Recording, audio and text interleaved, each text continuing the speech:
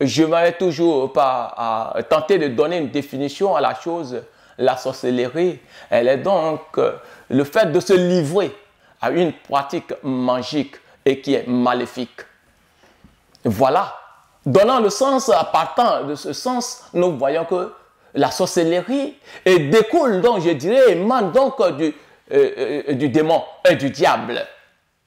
En gros, le sorcier fait partie du clan du démon.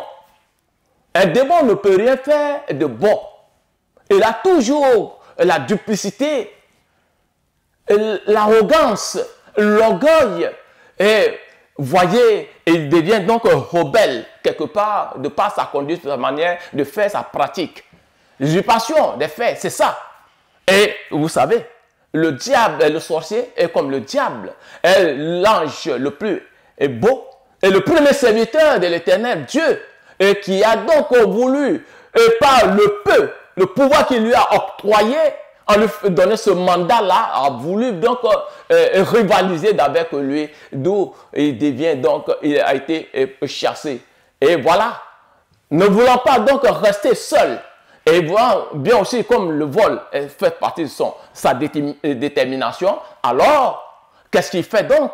Il va tout le temps mettre la main, il cherche à faire la même mise sur les créatures de Dieu, afin de pouvoir les ramener et les mettre à son service.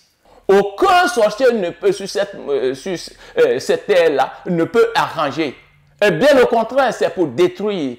D'où il faut que la sorcellerie soit rayée. En tant que serviteur, en tant que créature de Dieu, nous devons nous conformer de part seulement au lieu de chercher à avoir plutôt de l'intermédiaire, mais il serait mieux de fléchir les genoux directement devant le Seigneur que Dieu a mis, le médiateur entre l'homme et lui, qui est le Seigneur Jésus-Christ. Ou bien ce serviteur, n'importe lequel, que ce soit le prophète de nos jours, Jésus-Christ n'est plus en place, mais à travers les prophètes qui sont donc, je dirais, des substituts, nous véhiculons des messages. Et ceux-là, ils peuvent fléchir les genoux et directement avec eux, ils peuvent atteindre leur objectif. Voyez-vous, donc le sorcier en quelque peu n'est du tout pas à apprécier. Il est donc mis à part de Dieu pour un bon serviteur de Dieu. Voilà ce que je pourrais donner comme aperçu par rapport à la sorcellerie. La sorcellerie est par rapport à la magie comme une espèce d'un genre. Aujourd'hui, la sorcellerie existe. Mais la magie est différente de la sorcellerie. Donc, je dois comprendre que la sorcellerie existe bien aujourd'hui en Afrique et partout dans le monde. C'est un esprit qui habite quelqu'un qui l'accepte. Voici pourquoi je dis aux chrétiens souvent, le diable peut venir t'habiter si tu ne donnes pas l'occasion. Si tu n'as pas accepté depuis cet esprit de la sorcellerie, il ne peut pas entrer en toi. Comme on parle sur l'initiation, l'envoûtement, c'est vrai. Mais il faut donner ton accord pour que cela puisse venir en toi. Ça, c'est important dans la vie des chrétiens. Que les hommes comprennent aujourd'hui que la sorcellerie existe. Et la sorcellerie est caractérisée par l'usage réellement auquel elle sert ou elle doit être servie. C'est-à-dire un sorcier où il sert quelqu'un, où on oublie de servir, pour accomplir ses fins. Donc, beaucoup comprennent qu'aujourd'hui, tout être humain doit être vigilant et comprendre que l'esprit de la sorcellerie aujourd'hui est à l'œuvre. Mais le but, le sorcier lui poursuit quel but? C'est pour des fins égoïstes, pour ses propres intérêts. Et aujourd'hui, pour des mauvaises choses, et accomplir des fins qu'il puisse dire que lui, il est le plus fort. Pourquoi? Le sorcier détruit et tue. Il ne guérit pas. Son objectif, c'est de détruire. Aujourd'hui, la sorcellerie existe et réellement, chaque personne doit comprendre que le sorcier est antisocial. Aujourd'hui, si tu fais du mal, il le fait.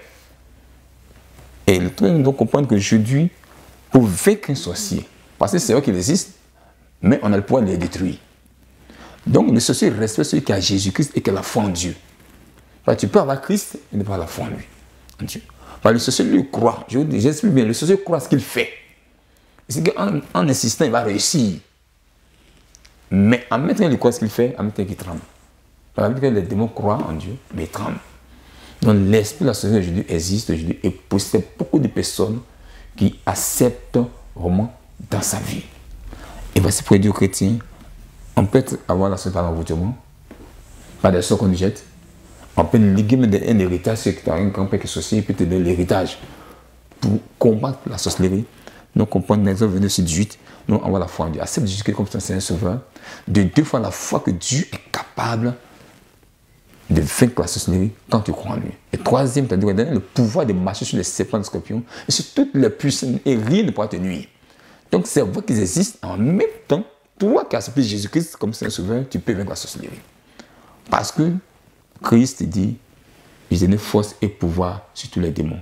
Que le Seigneur nous aide afin que nous puissions laisser accès aux sorciers dans notre destinée, afin que nous n'ayons pas accès au monde des ténèbres, afin que nous puissions marcher de victoire en victoire dans le nom de Jésus-Christ de Nazareth.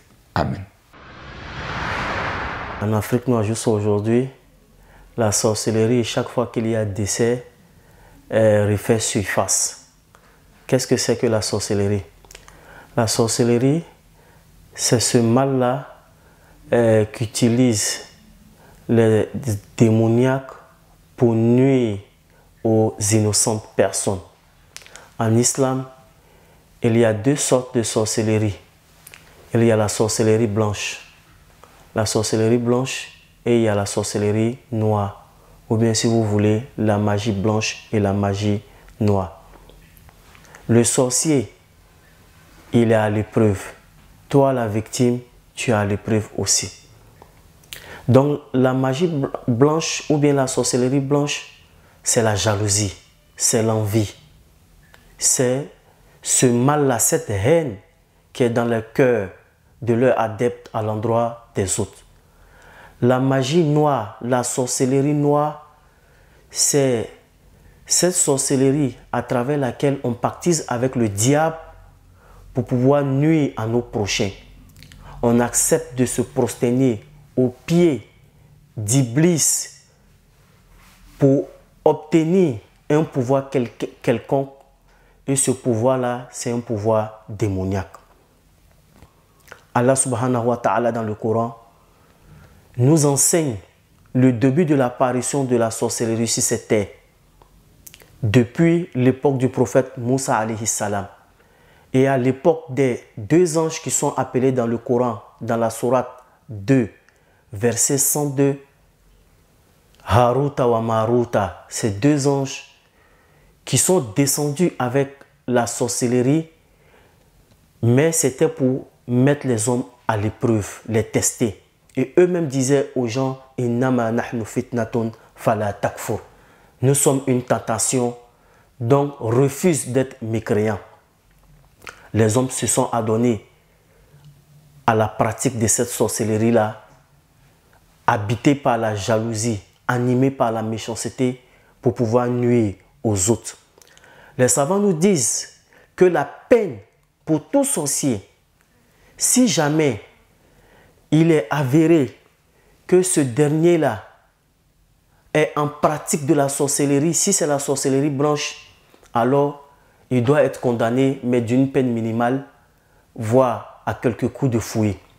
Mais si cette personne s'adonne à la sorcellerie démoniaque, c'est-à-dire qui accepte de se prosterner pour le diable, pour pouvoir avoir un pouvoir, alors celui-là sera condamné à mort. Pourquoi? Parce qu'il est mécréant. Et tout sorcier de ce genre-là est mécréant. Qu'Allah nous en préserve.